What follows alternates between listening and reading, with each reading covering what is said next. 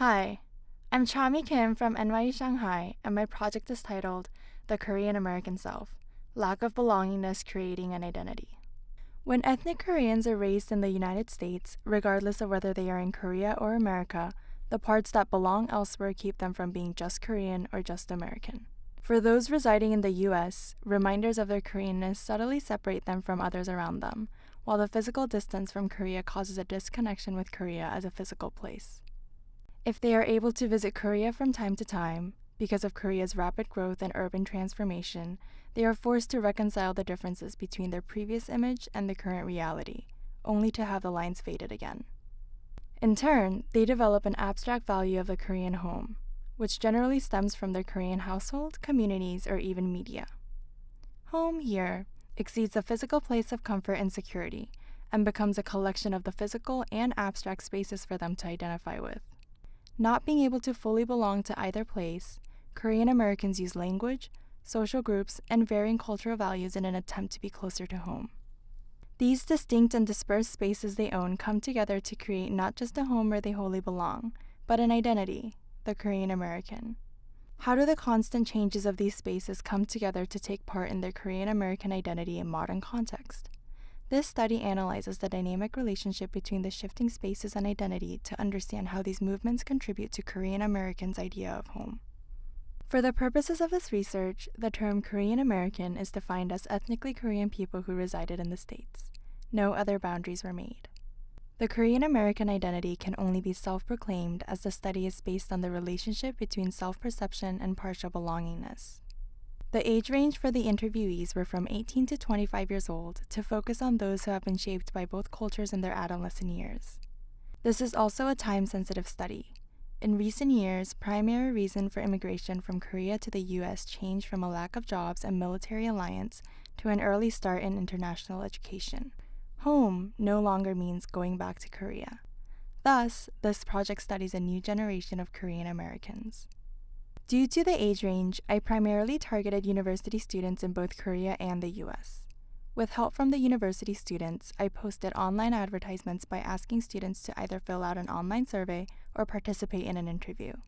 I received a total of 52 eligible survey and 4 interview responses. This video will take you through significant points in the responses. Before we begin, here are the demographics to give you an idea of the subject's age, sex, occupation, and length of residency in the US. To determine eligibility, one of the first questions I asked was, do you consider yourself Korean American, with 3 options: yes, no, and it depends, and asked for people to elaborate if they responded with, it depends. While the majority simply answered yes, 7 people said it depends and explained that they will often adjust their identity for the person asking. A subject explains, when I meet people for the first time in America, I just say I'm Korean, because that's usually what they want to know. They'll understand I'm Korean American if we become close. In Korea, I just explain that I lived in America instead of saying Korean American because it makes me feel too out of place and like a fake Korean in Korea. When asked to give their own definition of Korean American, the answers didn't stray too far from growing up with 2 cultures. Some mentioned the mix of 2 cultures as mixed into one or creating a new identity, and others commented it as an identity that is not either or. Words like food, language, family, and culture were common when describing their Koreanness, and culture, place, lived, and grow up were common when describing their Americanness.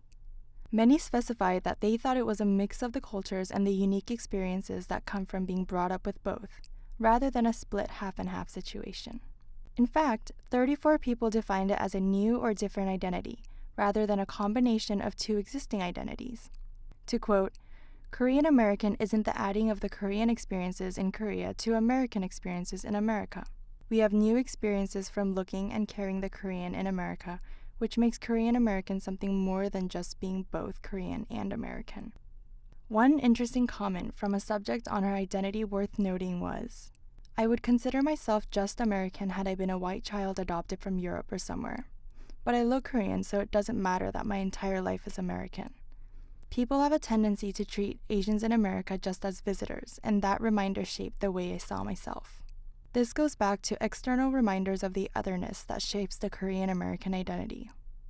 All but one were given Korean names, but 38 people used English names in the US. They saw changing their name as a necessity, as they noticed people were uncomfortable calling them by name or made them less approachable. In fact, all 38 people said their primary reason for their name change was non-Koreans' inability to correctly pronounce and memorize their names.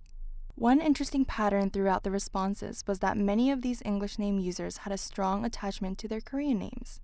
They hold deep meanings given to them, and it's the name their parents and relatives call them with. One subject mentions, "I chose my preferred name based on convenience of pronunciation for non-Koreans. I like my Korean name because it was given to me by my grandfather and has meanings in Chinese characters, whereas my English name sounds pretty but has no particular meaning." One thing I recognize, though, is how your name affects your personality or attitude. My Korean name is more masculine, and my preferred name is feminine, and subconsciously I seem to act accordingly. 24 mentioned the new name creating a new self, where the name affects their personality. Most of these names were self-given, usually when they were young, so their picks were more based on sound than the meaning. 9 people said they specifically picked out names that sounded similar to their Korean names, because even though they felt the need to change their name, they wanted their, quote, new name to reflect their original self. 21 people compared their two names by commenting while their English names are convenient and are important to them, the Korean names to, quote, hold a meaning and value their English names can't. The remaining 18 people who kept their name either said their name wasn't too difficult to pronounce or didn't want to give up their original name, which to them was a huge part of their identity. One said, "I thought about giving myself an American name, but it felt like rebranding myself by completely rerouting, and for some reason that felt wrong. Being Korean is a big part of who I am, and changing my name for some reason felt like completely crossing over to America, and keeping my name was a way for me to hold on to being Korean." On the contrary, there were others who said they never thought about an English name because their name was easy enough for non-Koreans. For language, I asked them to rate their proficiency levels for both Korean and English out of 10. Everyone put either a 9 or a 10 for fluency in English, but fluency for Korean varied, with 5 people rating it from 0 to 3, 32 people from 4 to 7, and 19 people from 8 to 10. Fluency in English seemed like a requirement to feel comfortable enough to add the title of American, while the fluency in Korean didn't seem to have much of an impact on the Korean American identity. When talking to their parents, 7 people said they only use Korean, and 43 people default in Korean but mix English when they have difficulties with Korean. 5 said they only use simple words they know in Korean and the rest in English. While many have difficulty fully expressing themselves in only Korean, their listening skills are generally better, so 55 of 56 people said their parents generally respond mostly in Korean. The general consensus seemed to be, quote, "When it comes to language, I speak both English and Korean with my parents, but mainly Korean. I feel no barriers when it comes to language, and although I am better at English than they are, and they are better at Korean than I am, this has never really been an issue." Many said general conversations in Korean come easily to them. Some even mentioned how Korean is more effective when it comes to expressing their feelings or moods, as many fitting Korean expressions don't exist in English. But many have difficulty with technical terms related to academics, especially when trying to explain their projects or work in school. Most of the subjects grew up with Korean expressions from their parents, relatives, and media, but because they grew up with an English-based education, they're not familiar with the terminologies. Another instance of resorting to English is when they aren't calm, usually in a fight or in a rushed situation. To quote, "I tend to break into English, and once that happens, my parents mix in English too because they think it'll be easier for me to understand them with English." The remaining one subject only speaks English because she was adopted into a family that doesn't speak Korean. With siblings, however, all 47 who have siblings said their default language was English and only use Korean for specific expressions or words, as they're all at least a little more comfortable with English. Looking at their relationship with America as a physical place, all said they are familiar with their surroundings, whether that be the suburbs or the city. They get around easily and said their general routines and familiarity to their physical home is no different than that of any other American resident. For Korea, however, many mentioned Korea as a place that's easy to blend in on the surface, but said they also feel a little out of place when the old neighborhoods look different, or forget differences in everyday patterns, such as, to quote, having to pay at the cash register instead of waiting for a waiter, or paying before the meal at certain restaurants. 34 people said Korean people can sometimes tell when they've lived somewhere else even before they tell them. To quote, "Because I look and speak Korean, I feel like I can blend in, but people usually ask me if I'm from somewhere else, which makes me think I have a tell." When describing experiences in America as a Korean American, 49 people reported being affected by Asian stereotypes in academics. The most common example was, to quote, "If I was good at something like math, it was because I was Asian and not because I studied. If I didn't fit the stereotype and was good at English or was bad at math, I wasn't a real Asian. With the most innocent and harmless intentions, I was made fun of for being good or bad at subjects when my peers with the same talents were considered fairly normal." Of the 49, 31 said they were pressured more by stereotypes than anything else, which drove them to study harder for subjects they were expected to be good at. They were driven by their need to fulfill the so-called requirements to be Asian enough in others' eyes, which can be seen as a desire to validate their Asian identity as more than superficial. Another finding was in the language they used to describe their relationship with stereotypes. Out of the 44 people who used the word Korean or Asian to describe themselves and stereotypes, 41 of those people used the word Asian. This pattern is interesting because the same people generally used Korean to describe themselves for all other questions, meaning the word Asian might reflect more of how others or how they think others see them rather than how they see themselves. Of course, they fall into both categories, Asian and Korean. But while the subjects may feel stronger about differentiating between their Korean identity and other Asian identities, non-Asians tend to group East Asians together. In other social settings, aside from the occasional subtle racist comment, most feel like their lives are similar to that of any other Americans. To quote, "It's nice to have a couple friends who watch Korean TV or listen to Korean music with me, but it doesn't matter if they don't. I think I just need a good personality fit for my friends, but it doesn't have that much to do with the fact that I'm Korean American." Although people who tend to understand usually come from similar backgrounds, like if they're immigrants or have similar economic backgrounds, but it's not dependent on it, nor is it directly related to my identity. A couple people said it first felt weird going to a school with almost no Asians, but adjusted pretty fast, and none of them reported feelings of ongoing isolation. They said it's generally easy to connect and make friends even when they meet new people. Looking at experiences in Korea, most subjects' comments showed stronger signs of discomfort and isolation compared to those relating to the US. Many found their general knowledge of the culture and language helped enough to get by, but their unfamiliarity of the specifics and their different backgrounds were too evident to hide. All 11 subjects who attended school in Korea after living in America had difficulty adjusting, as, to quote, "My study habits didn't work in Korea and the way I thought wasn't Korean enough. What I knew how to do didn't fit the education system, so I was fished out of water. Everyone there has been practicing for years, and it's hard to change habits. I naturally fell behind." Even with social life in and out of school in Korea, their different thoughts, mannerisms, and language set them apart. Whether their peers were curious to find out more or made fun of them, every single subject commented on others making sure they knew they were different. They also said it was difficult to find common ground to talk about.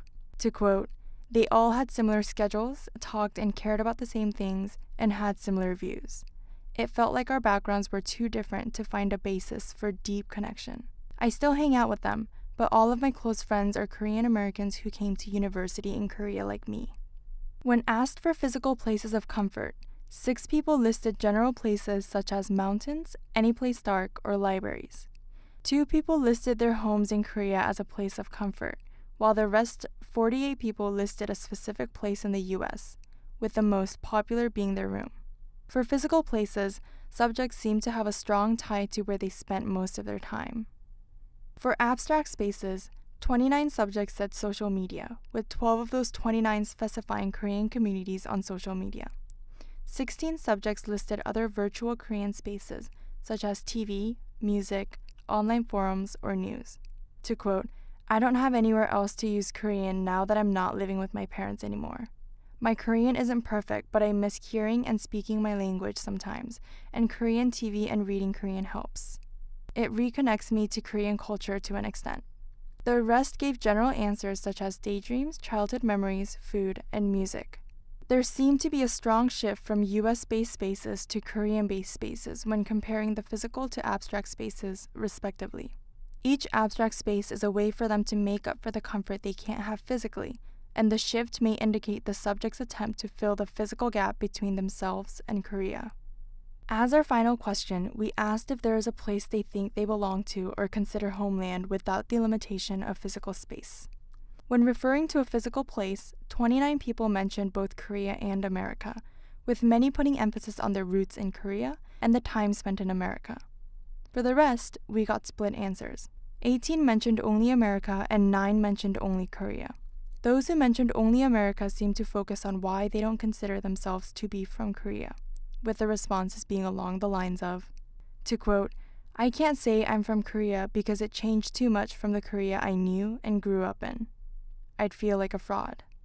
However, those who mentioned Korea focus more on why they are from Korea with mentions of their looks and origins. 37 mentioned abstract spaces, with 19 mentioning the culture their parents raised them with. They often see their home as a piece of Korean roots or traditions on American land. To quote, "Despite my house being physically placed in America, it is its own, because it served as a place for me to grow up with a different culture, and I was challenged and influenced by practices at home. I'm not directly from Korea because I was born in America, but I'm from the Korean origins my parents passed on to me."